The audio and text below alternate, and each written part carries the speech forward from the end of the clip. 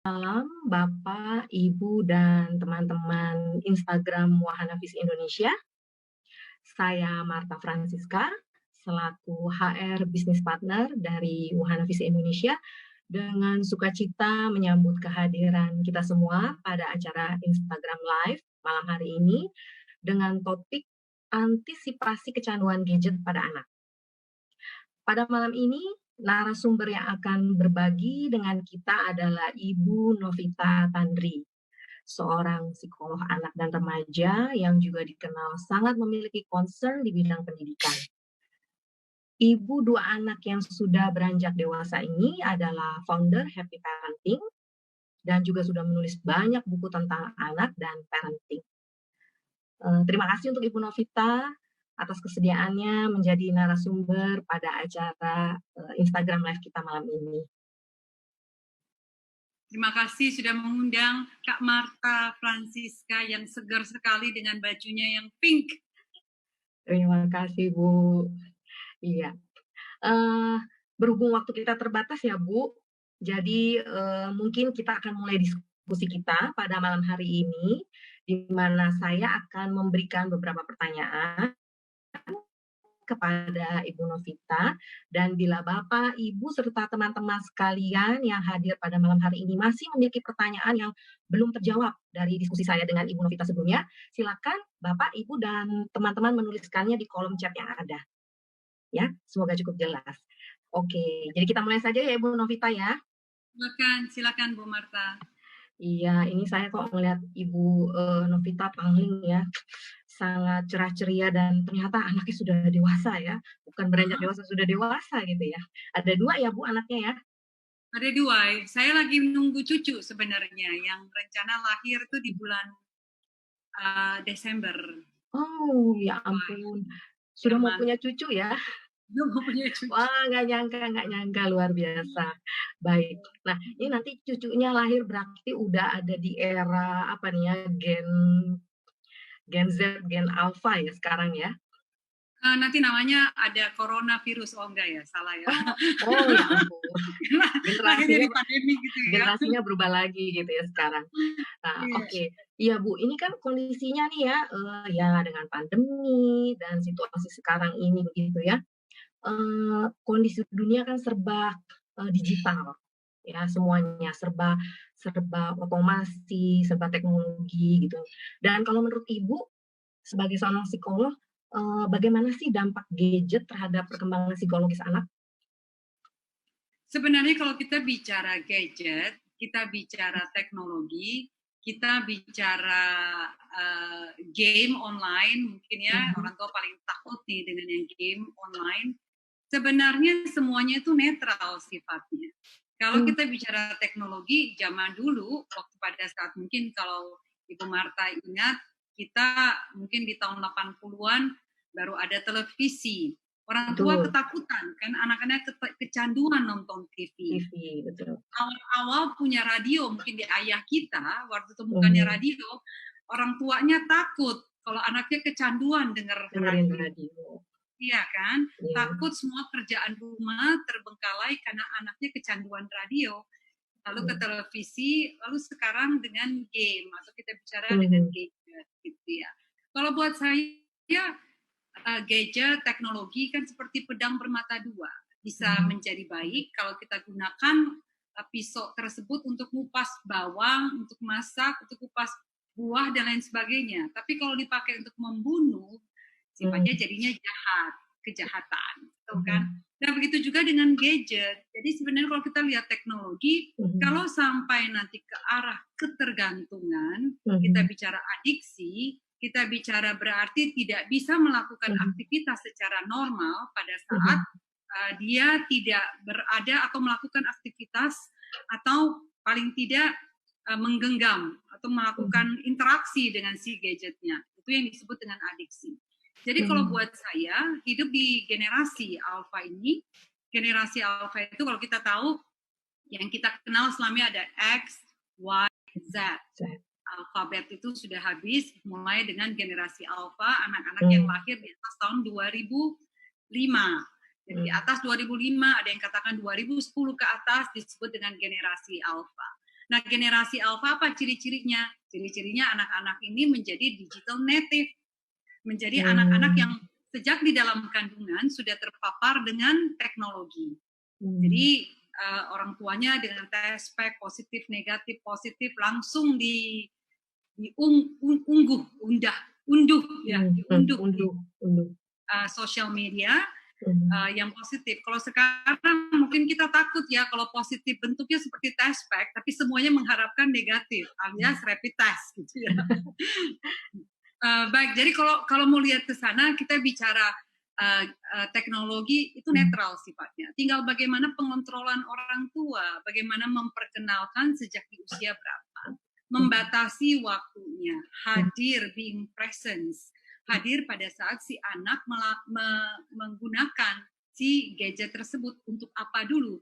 Nah, kalau sampai adiksi, berarti si anak dibiarkan tanpa pengontrolan, tanpa pembatasan, tanpa kehadiran orang tua, sehingga anak-anak ini kebablasan. Begitu kebablasan di usia remaja, baru orang tuanya ketakutan, mencari pertolongan, dan berusaha untuk memutus apa yang sudah menjadi ketergantungan tersebut. Mungkin di situ kali untuk pembukaan saya ya, Bu Marta.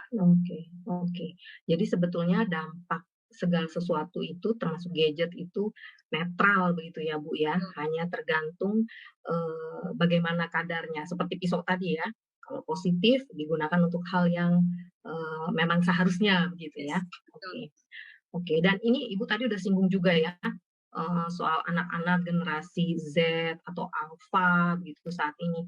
Z dengan alfa beda, Bu Marta. Ya, Z alfa beda. Ya. Kalau Z berarti generasi sebelum generasi alfa. Itu tahun 90-an sampai 2005, 2010. Itu disebut dengan generasi Z, milenial. Gitu. Tapi kalau generasi alfa, generasi yang lebih betul-betul berinteraksinya langsung sejak dari dalam kandungan. Milenial belum. Itu maksudnya berinteraksi langsung dalam kandungan seperti apa ya Bu contohnya? Orang tuanya yang sudah langsung sudah yang tadi saya katakan dia diunduh, jadi udah diposting, jadi betul-betul perhatikan sih ibu-ibu zaman sekarang kalau hamil tuh ya udah hamil gede dari samping terus fotonya dengan ada lampu putih ketemu dengan shadow jendela di belakang terus foto terus dia posting. As soon as they got out that they are pregnant, itu langsung mereka biasanya unduh di media sosialnya. Ya. Dan itu ada pengaruh nggak Bu ya dengan pertumbuhan otak anak-anak mereka? Itu kita tidak tahu. Kita tidak tahu. Belum tahu karena biasanya satu research kan membutuhkan waktu puluhan tahun, paling tidak belasan tahun untuk bisa mengetahui apakah ada side effect daripada USG dan lain sebagainya. Tapi so far USG kan kalau kita lihat sudah bukan baru-baru ya, sudah 30-40 tahun yang lalu. Saya yang paling besar 28 tahun dari saya hamil di 28 tahun yang lalu sampai sekarang anaknya sih oke-oke aja. Oke. Tapi dilihat dari sisi penggunaan gadget sebetulnya ada pengaruhnya nggak Bu ke tumbuh kembang otaknya anak-anak itu generasi alfa sekarang? Kalau kita bicara tumbuh kembang anak-anak, ya tentunya pada saat dia adiksi yang harusnya misalnya anak-anak yang harus, manusia kan begitu masuk di usia 3 tahun, manusia adalah makhluk sosial. Manusia adalah makhluk yang membutuhkan orang lain untuk bisa hidup. Manusia tidak bisa hidup sendiri. Jadi dia butuh orang lain untuk bisa berinteraksi. Ada hubungan timbal balik di sana, apa yang disebut dengan komunikasi kalau kita mau bicara di sana. Nah, kalau bicara apakah akan mempengaruhi otak anak, ya iya apabila kalau sudah sampai masuk ke tahapan adiksi. Sama dengan adiksi kalau kita bicara narkoba, kita bicara merokok, kita bicara alkohol, sebenarnya sama aja. Namanya adiksi tentunya ada dampak buruknya. Nah, sebelum ke sana harus ada yang disebut dengan pencegahan, prevention. Bagaimana orang tua supaya tidak membiarkan anak-anak ke tahapan menjadi adiktif. Nah, tahapan menjadi adiktif ini tentunya kalau sudah sampai terjadi adiksi tersebut, ya tahapan tumbuh kembang pasti berdampak, pasti akan mempengaruhi terhadap anak tersebut. Jadi kalau misalnya saya ambil contoh, kita bicara tentang kalau Howard Gardner katakan ada 8 kecerdasan yang paling tidak harus dipunyai oleh seorang anak manusia. Kita bicara kecerdasan yang paling utama, kecerdasan intrapersonal, kecerdasan untuk mengenal diri sendiri. Jadi diri mengenal diri di luar diri, dan diri sebagai subjek dan juga diri sebagai objek yang nantinya menjadi kecerdasan interpersonal, intra dan interpersonal. Itu yang pertama, dan yang kedua adalah interpersonal. Kecerdasan bahasa, kecerdasan language, bahasa. Bagaimana anak punya kecerdasan untuk mengungkapkan pada saat nanti berkomunikasi. Kecerdasan seperti apa? Kecerdasan kinestetik, kecerdasan untuk bergerak, kecerdasan dalam arti menggunakan koordinasi antara mata, tangan, dan kaki untuk bisa terkoordinasi dengan baik. Ada yang disebut dengan kecerdasan natural. Jadi bagaimana menghargai alam, bagaimana menjaga sebagai world citizen, sebagai warga dunia. Jadi tidak merusak dunia ini dengan yang misalnya dari kecil diajarkan dia untuk mematikan lampu, kalau cuci tangan pada saat lagi sabunan airnya mati, gitu udah selesai happy birthday yang paling gampang sekarang dengan 20 detik, tapi dalam posisi air mati, jadi tidak dengan sambil mengalir pada saat bersabun, karena dengan air langsung mengalir dia wasted, dia membuang air yang ada. Dan kecerdasan yang lain, spiritual misalnya, religi. Dan kita tahu bahwa saya sebagai seorang Kristen percaya sekali kekuatan kecerdasan daripada religi, bahwa awal dari pengetahuan adalah takut akan Tuhan. Dari Amsal 1 ayat 7 itu ya, yang sama-sama mungkin teman-teman ada yang tahu. Jadi kalau buat saya, ajarkan anak-anak kecerdasan ini sehingga mereka di usia yang paling krusial, usah diisi dulu otaknya, diisi dulu neuroscience-nya, diisi dulu prefrontal cortex-nya. Prefrontal cortex itu kalau kita lihat manusia dibagi dalam ada tiga bagian otak. Jadi yang disebut yang paling bawah adalah lower area, ada yang di tengah adalah medial area, dan yang paling di atas high area. Jadi yang bawah itu kita sebut dengan alarm, takut, fight, flight, and freeze. Jadi biasanya di sini kalau ancaman datang, manusia biasanya langsung melawan. Satu, fight, atau flight, kabur, atau freeze, diam. Nah ini yang di bawah yang bekerja. Lalu yang kedua ada yang di tengah. Tengah itu biasanya menjadi emosi manusia. Di situ rasa takut, rasa cemas, rasa panik, itu ada di tengah. Nah biasanya manusia responsnya atas sesuatu yang terjadi dengan dia, kita bisa lihat, kalau anak-anak dari kecil yang dilatih hanya di bagian bawah, itu biasanya dipakai oleh orang zaman purbakala. Jadi kalau mereka diserang, mereka harus fight, karena antara hidup dan mati. Nah, kita bisa melihat anak-anak yang memakai otak di bagian bawah, pada saat diganggu, ada serangan datang, dia berantem. Dia nggak pakai yang kedua.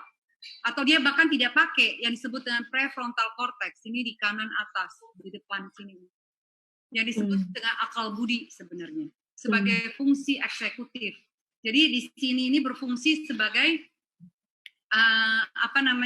eksekutor.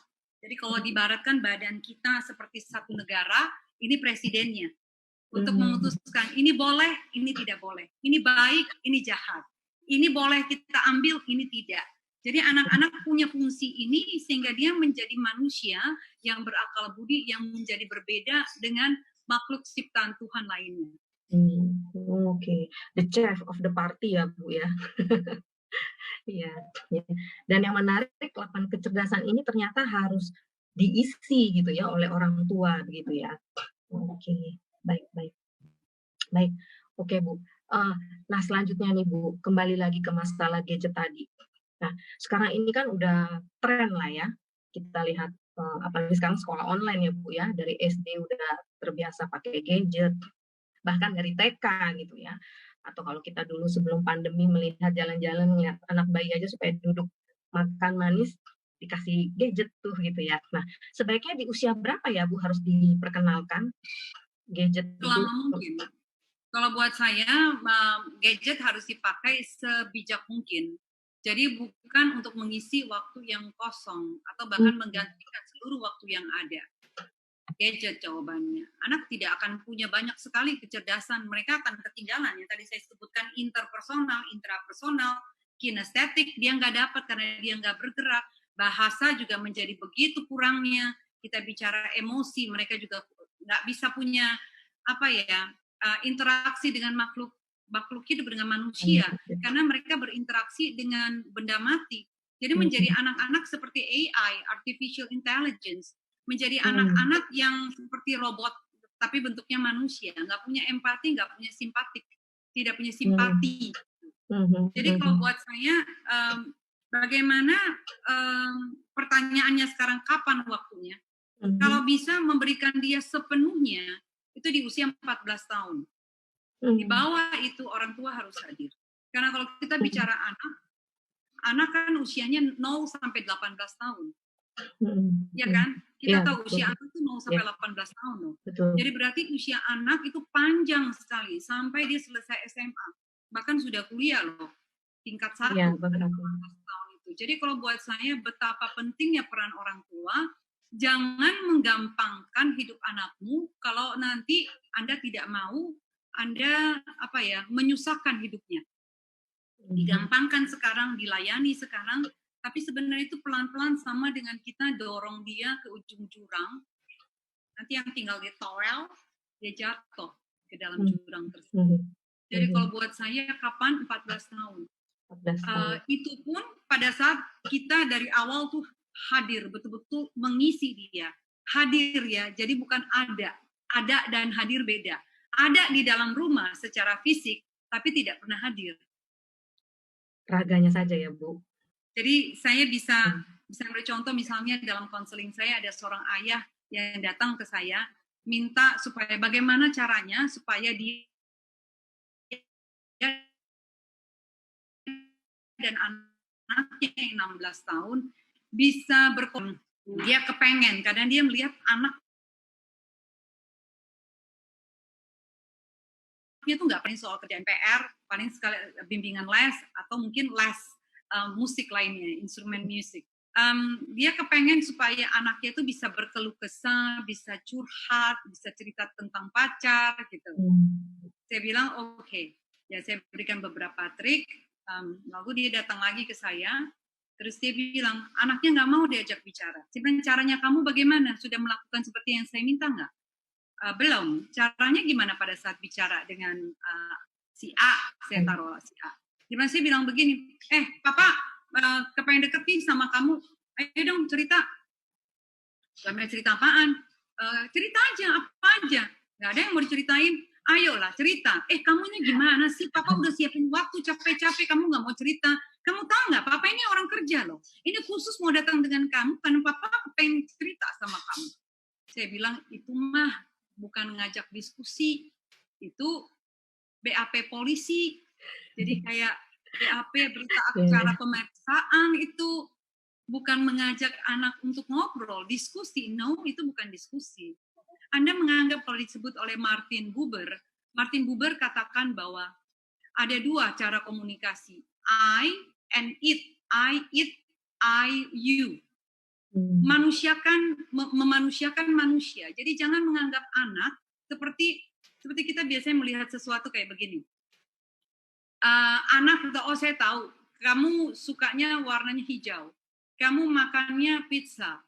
Kamu itu kelas 4 SD, baju seragam kamu kotak-kotak. Itu it. Kita ngelihat anak dari luarnya. Kita menganggap dia sebagai manusia yang dikenal di dalam hatinya. Jadi untuk mengenal anak, nggak bisa serta-merta. 16 tahun tidak pernah hadir, terus tiba-tiba kucuk-kucuk kepengen anak terbuka. Nggak bisa. Itu investasi. Itu harus dari dini sekali. Hadir, bukan hanya sekedar ada.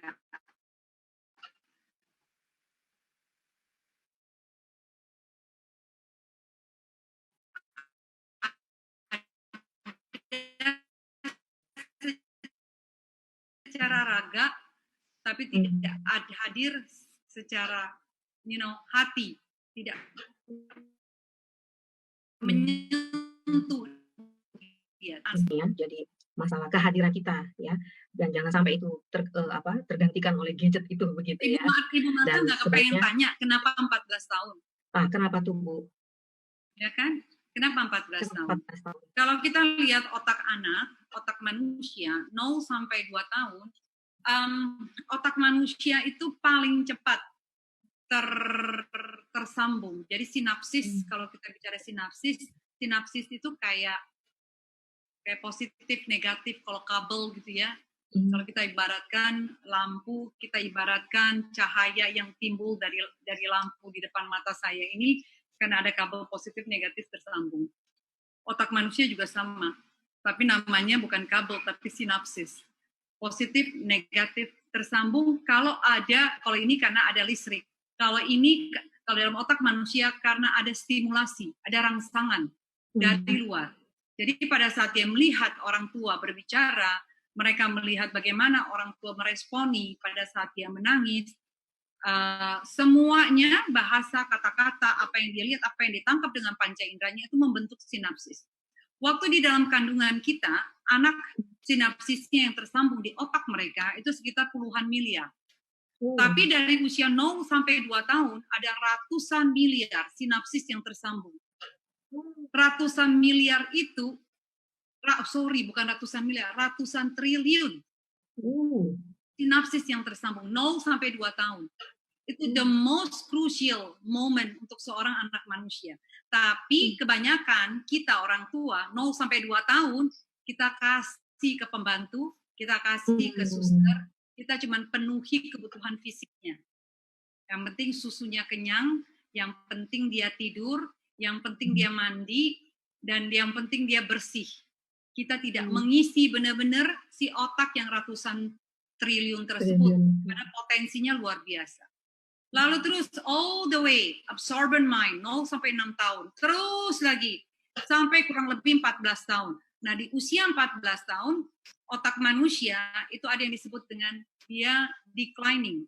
Jadi apa yang sudah pernah masuk, otak manusia itu sangat-sangat cerdas. Jadi dia ada otomatisasi untuk bisa deleting file yang tidak terpakai. Jadi apa yang sudah pernah terima yang baik di masa kecil, tapi nggak pernah diulang lagi sama orang tua, dia akan delete. Nah kalau yang masuk adalah si gadget, pornografi, masuknya drakor, masuknya role play dengan seks, masuknya dengan pertemanan dengan orang, buku-buku misalnya karya-karya yang ateis, agnostik, kita bicara semua pemikiran manusia tapi yang tidak baik itu terlanjur masuk di usia yang 10 sampai 14 tahun, itu terus yang dia masuk lewat gadget, itu akan membentuk dia. Yang baik-baik di masa kecil itu akan delete sendiri di usia 14 tahun. Nah, makanya saya katakan kenapa di 14 tahun? Karena 14 tahun otak manusia delete. Dia delete sendiri. Jadi dia nggak kayak kita, kalau komputer sudah penuh file kita yang nggak suka masukin ke trash, kita delete untuk selamanya, atau kita pindahkan kan ke satu file lagi di luar daripada komputer kita biar tidak terlalu penuh. Tapi otak manusia tidak, dia delete sendiri. Terus, nah di usia 18 tahun otak manusia berhenti bertumbuh, stop growing. Stop growing dalam arti in weight and in size. Jadi dia tidak lagi bertumbuh.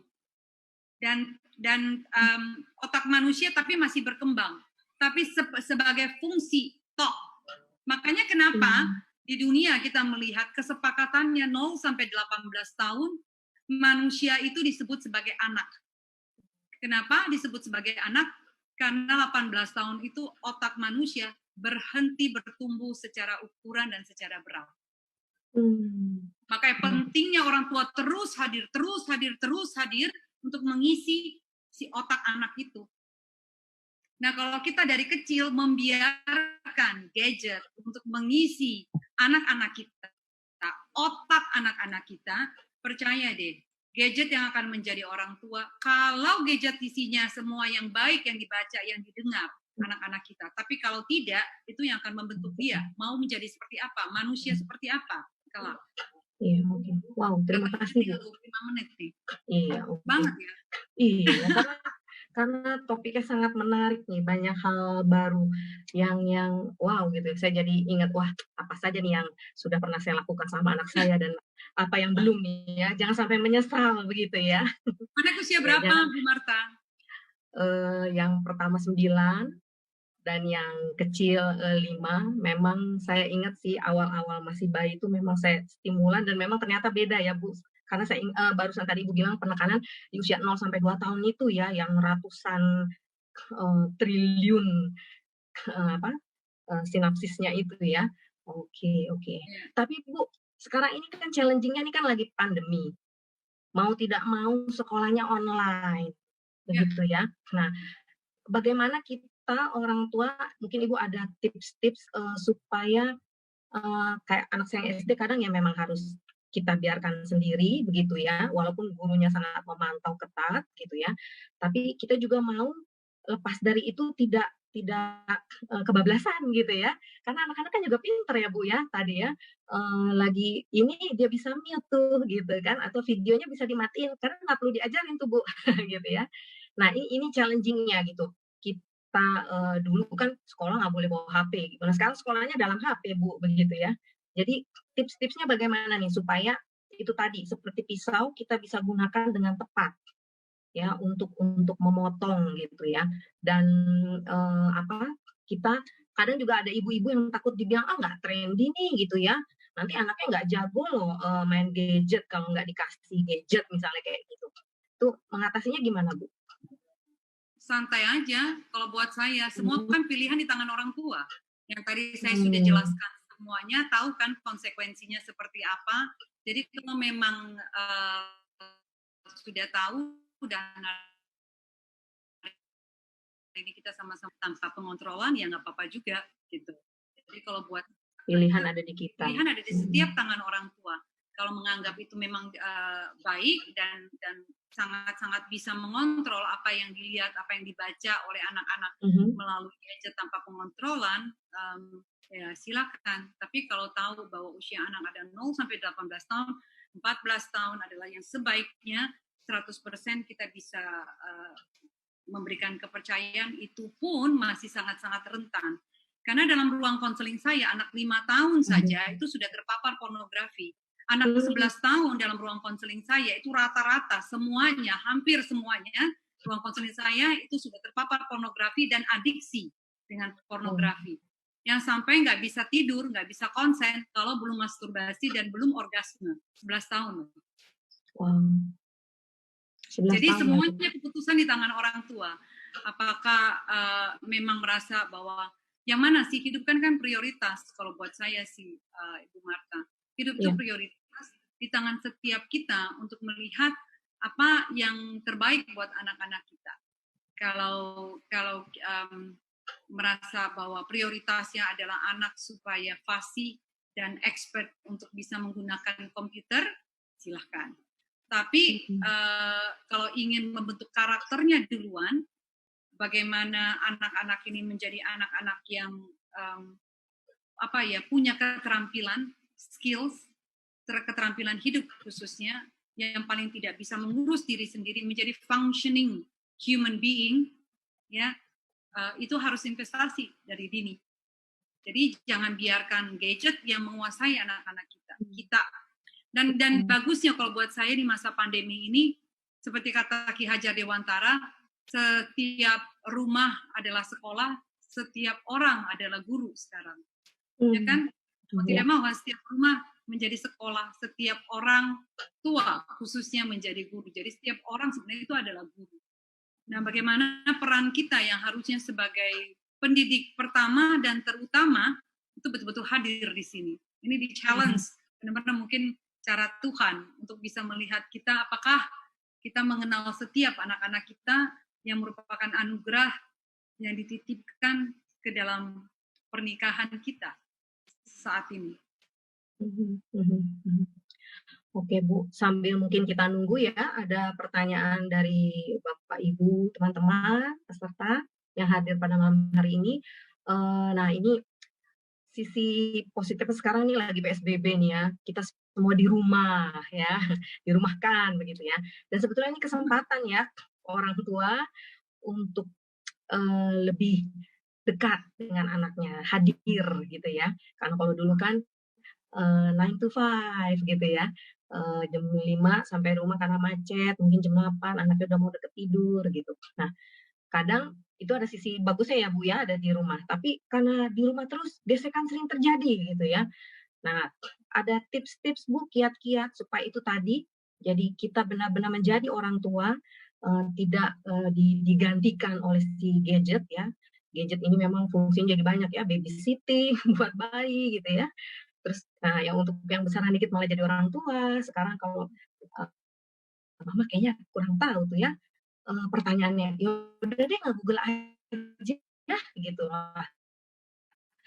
Lebih kalah nih mamanya, kalah cepet gitu ya. Nah, tips-tipsnya apa Bu? Ya supaya kita ikuti perkembangannya dan tetap kita nih jadi orang tua buat anak-anak kita. Hadir, balik lagi ke sana, kita hadir. Kita tahu bahwa apa sih sebenarnya esensi menjadi orang tua? Kenapa sih kita punya anak? Apa sih yang diharapkan Tuhan dengan menghadirkan anak di dalam keluarga? Dan itu adalah pertanggungjawaban di hadapan Tuhan. Kalau sekarang motivasinya punya anak untuk nanti tua ada yang jaga, ya kita akan menjawab pertanyaan itu bagaimana motivasi kita punya anak itu juga nanti hasil yang akan kita dapatkan. Kalau anak kita anggap sebagai satu anugerah, sebagai pertanggungjawaban, saya yakin setiap kita akan gentar kok, akan benar-benar nggak berani untuk bisa semena-mena atau tidak hadir karena kita tahu anak ini hanya sekedar titipan bahwa satu hari kelak akan dimintai pertanggungjawaban. Jadi saya ambil contoh aja misalnya, ini HP saya gitu ya, saya titipkan misalnya ke Ibu Marta, saya bilang begini sama Bu Marta, ini HP-nya belum lunas loh Bu Marta, saya titip ya seminggu ya, ini cicilannya masih 3 kali lagi, tolong ya jangan rusak ya, minggu depan saya ambil. Kalau sampai rusak cicilannya, semuanya sampai yang di awal saya udah bayar 10, ini enggak bercanda ya, HP saya HP lama, dan saya nggak pernah cicil-cicil. Oke. Terus saya bilang, kalau sampai rusak atau pecah, apalagi hilang, bayar ya, awas kalau enggak. Bu Marta waktu pegang HP saya kayak jauh lebih bertanggung jawab dong ya, nggak boleh sampai hilang, nggak boleh jatuh, nggak boleh pecah, walau gitu ya, 256 giga gitu, bisa 20 juta misalnya ya, iPhone 11 gitu. Oh, nggak boleh jatuh, nggak boleh pecah, apalagi sampai hilang, karena tanggung jawabnya besar. Kalau dengan analogi yang begitu sederhana, kita ibaratkan bahwa anak yang merupakan, peta dan teladan Allah itu sendiri yang dititipkan di dalam rahim kita, dalam kandungan kita, yang mukanya DNA-nya tuh sama lagi gitu ya. Dan kita begitu gentar, saya yakin setiap detik, setiap menit, setiap hari, setiap minggu, bulan, tahun, kita betul-betul gentar karena kita tahu satu hari kelak pada saat kita pulang, pertanggungjawaban itu akan diminta. Iya. Wah, terima kasih Bu sudah mengingatkan, bukan menakut-nakuti ya, tapi mengingatkan kita peran jadi orang tua itu sebenarnya super gitu ya, luar biasa. Nah, saya tiba-tiba ada yang melintas agak sedikit pertanyaan ini nih ya mungkin unik. Ya karena tadi Ibu bilang ya, handphone saja dijaga supaya tidak jatuh gitu ya. Nah, yang menarik Bu, sering saya temui anak atau orang tua yang menjaga sekali anaknya supaya tidak jatuh, bahkan secara fisik. Tapi lucunya dikasih gadget. ya mungkin supaya tidak jatuh gitu ya, jadi supaya diam ya di strollernya kah. Kalau menurut Ibu ini seperti apa nih? Kalau buat saya pribadi nggak apa-apa nak jatuh-jatuh dikit lah gitu ya, naik sepeda gitu kan. Tapi ada Bu yang nggak mau jatuh sama sekali, nggak boleh lecet. Ya, asal jatuhnya jangan dari loteng ya, dari lantai 2 jangan, gitu. Bu. Itu bisa pingsan sih. Jangan Bu, menjaga anak untuk aman secara fisik, berarti aman dari kecelakaan, aman dari jatuh, itu sah dong, baik-baik saja. Dan aman, jangan lupa ada satu aman lagi, aman secara emosi. Jadi aman berarti dia nyaman gitu, nyaman bahwa dia ada acceptance, dia diterima di dalam keluarga, bahwa anak diterima apa adanya. Karena setiap anak kita tahu unik dan berbeda. Tidak ada anak yang sama. Makanya Tuhan ciptakan sidik jari, nggak ada yang sama ya. Berapa miliar manusia di dunia, sidik jarinya nggak ada satupun yang sama. Itu kan unik sekali. Tapi kita selalu suka lupa bahwa kalau punya anak 2, punya anak 3, kita suka membesarkan mereka, mendidik mereka dengan one size fits all. Jadi kita anggap semua anak semua sama. Semua dengan cara yang sama, yang pakem.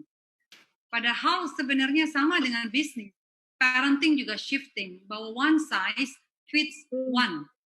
Jadi setiap anak punya metode yang berbeda karena karakternya juga berbeda. Jadi nggak boleh disamaratakan. Jadi kalau buat saya, kenali anakmu, tapi sebelum mengenali anakmu, kenali dirimu sendiri.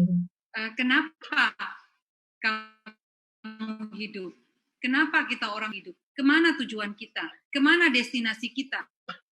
Kalau kita bicara waktu secara kronos, kita bicara waktu secara kairos, kita tahu banget, waktu itu ada awal, ada akhir. Semua orang pasti pulang. Semua orang pasti meninggal. Maut yang paling pasti gitu ya. Nah, kalau kita tahu di sana, berarti kita harus tahu bahwa hidup ini cuma sementara. Mau dibawa kemana? Saya suka sekali kalau orang tua yang masih punya anak yang masih di bawah 6 tahun, yang betul-betul masih balita ya, benar-benar mengisi anak-anak ini dengan melihat kita sebagai modeling, dengan kita bikin, kalau penjahit itu kan ada patron, ya, patronnya itu loh, kita bikinin patronnya supaya waktu dia mengisi hidup dia secara kairos dan secara kronos, itu dari patron yang kita buat. Jadi anak dari kecil tahu kenapa sih sebenarnya dia hidup, kenapa dia hidup, kenapa dia ada di dalam dunia ini, untuk apa purpose-nya dia hidup. Kalau itu dapat dari kecil, saya yakin setiap kita waktu bangunin anak, suruh ngerjain sesuatu, nggak pakai 5 menit lagi, bentar tanggung, bentar lagi ngapain.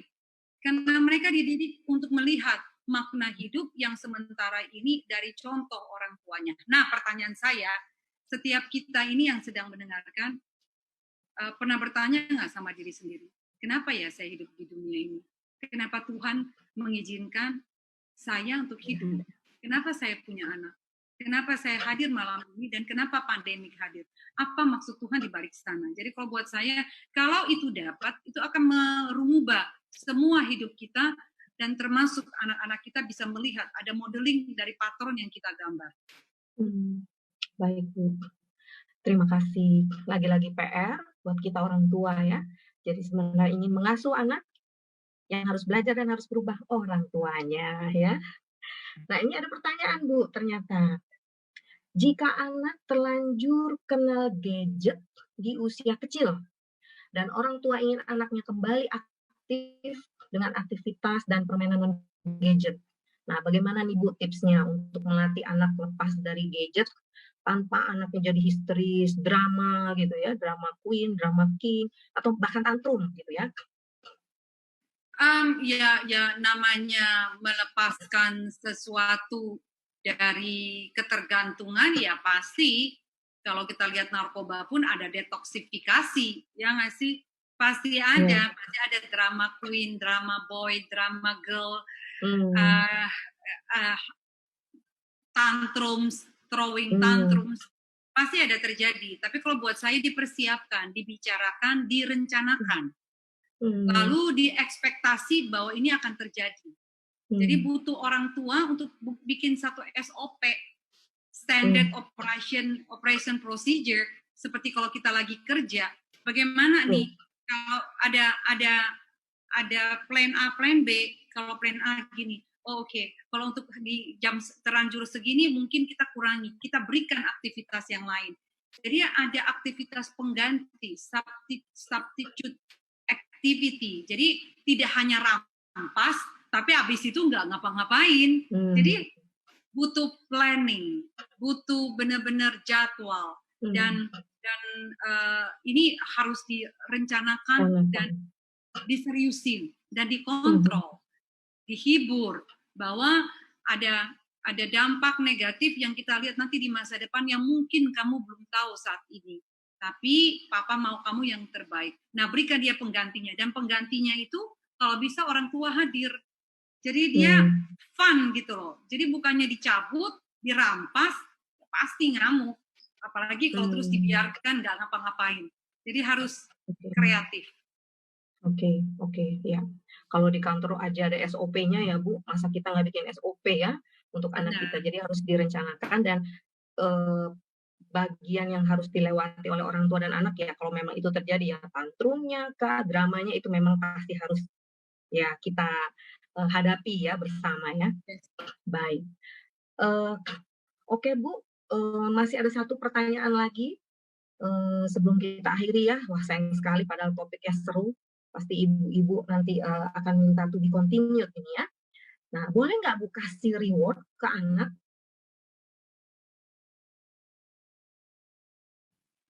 nonton gadget, semuanya gitu ya.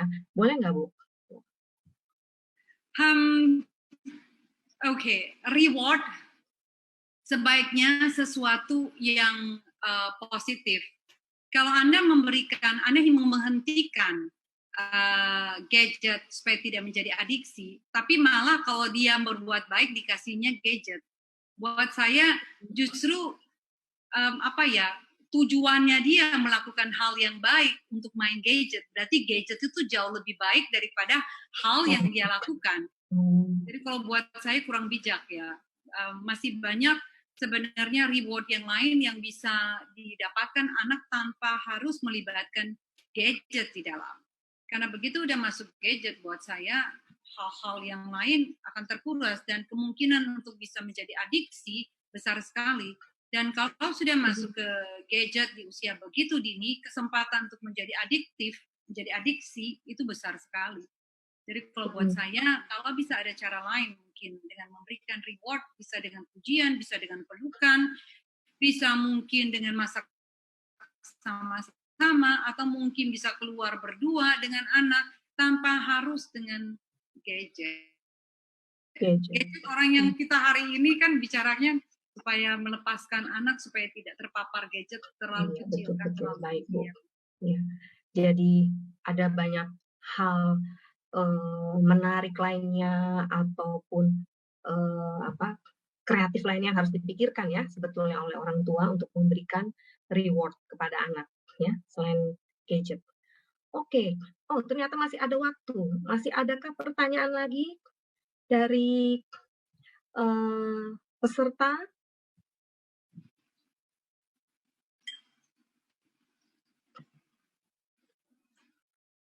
Sudah tidak ada ya. Atau begini Bu, reward oke, no gadget ya.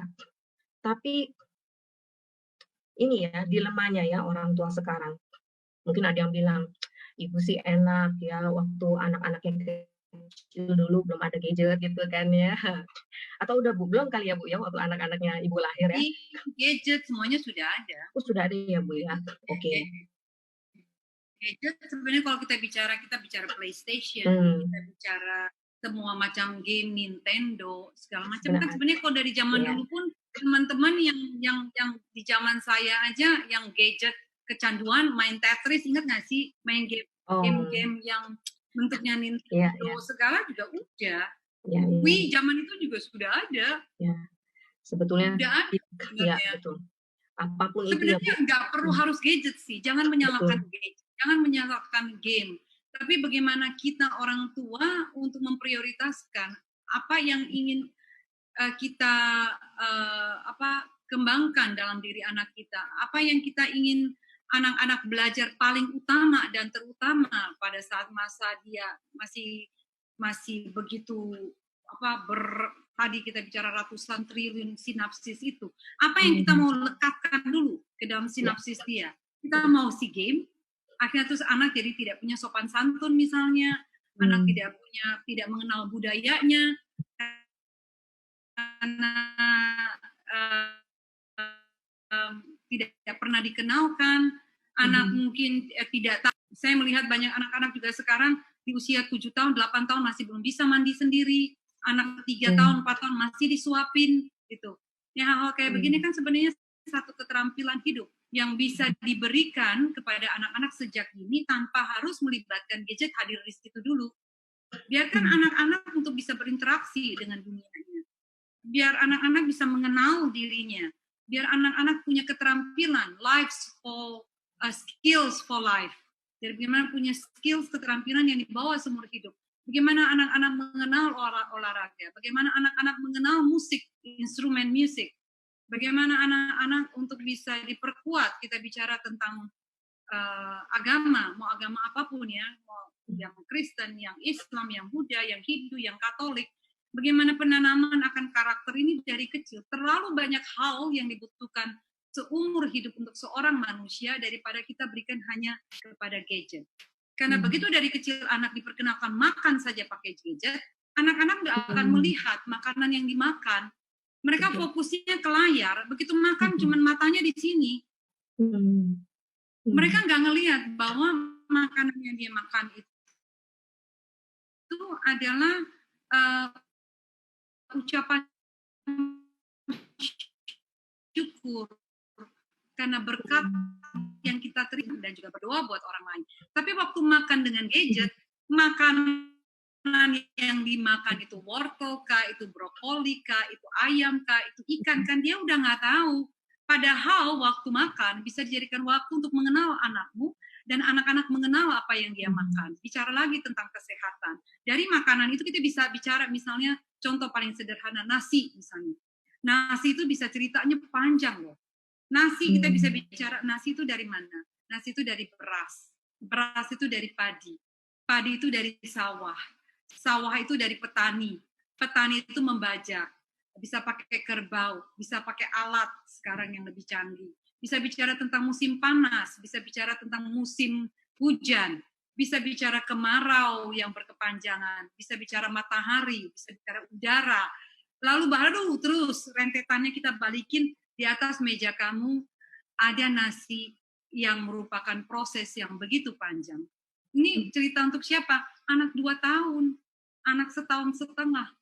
Jadi begitu dia makan, dia melihat ada warna di atas meja dia. Ada wortel di situ, ada nasi di sana. Dan setiap suapan adalah berkat ucapan rasa syukur bahwa saya masih bisa makan makanan ini, bahwa saya bisa menelan ini, semua adalah anugerah dari Tuhan. Bukan dengan gadget. Jadi setiap aktivitas kita di dalam rumah, kalau buat saya, kesempatan masa pandemi ini, kenali anakmu, biarkan anakmu mengenali dirimu, sehingga ada satu intimacy, attachment, bonding antara orang tua dan anak.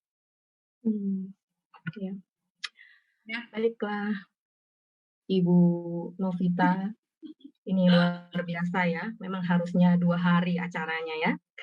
Karena kita dibatasi oleh waktu, ya, kita juga harus segera mengakhiri acara Instagram Live kita pada malam hari ini.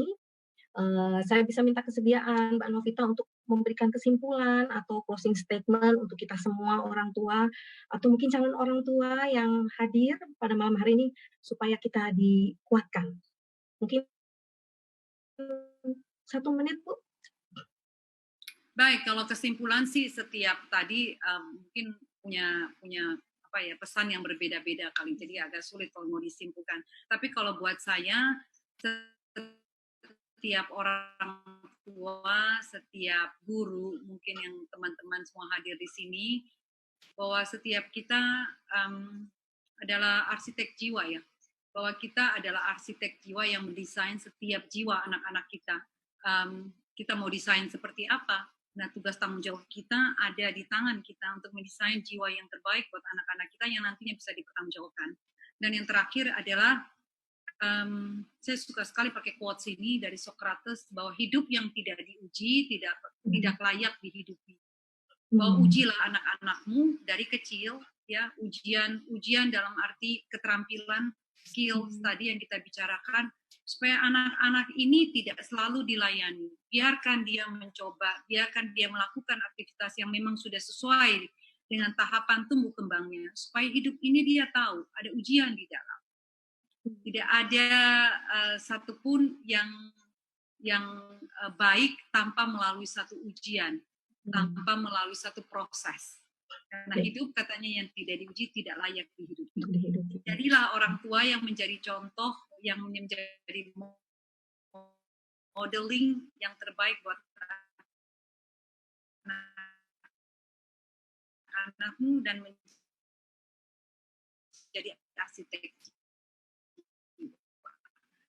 Dan happy parenting. Atas semua pada malam hari ini.